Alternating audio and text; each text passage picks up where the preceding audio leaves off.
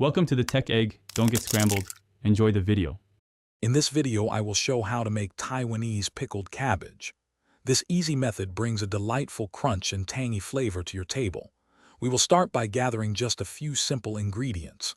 You will need 1 medium head of napa cabbage, about 2 pounds, along with 2 tablespoons of salt.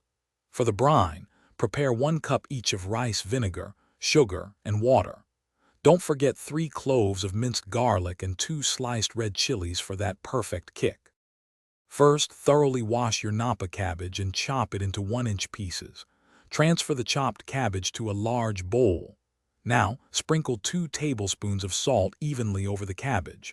Gently massage the salt into the cabbage for about 5 minutes. You will notice it starting to soften. This crucial step helps draw out excess water, ensuring a crispier pickle.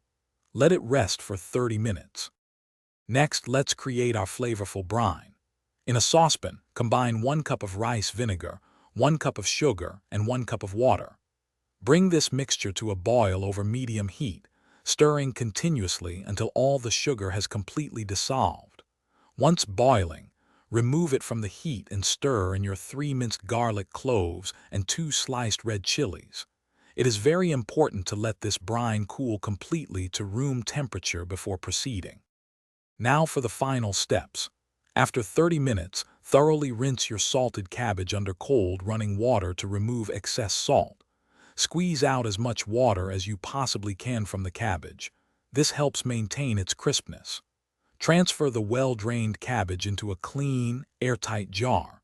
Pour the completely cooled brine over the cabbage, making sure every piece is fully submerged. Refrigerate for at least 24 hours before enjoying your delicious homemade Taiwanese pickled cabbage. Thanks for watching. Consider subscribing if I helped unscramble your problems.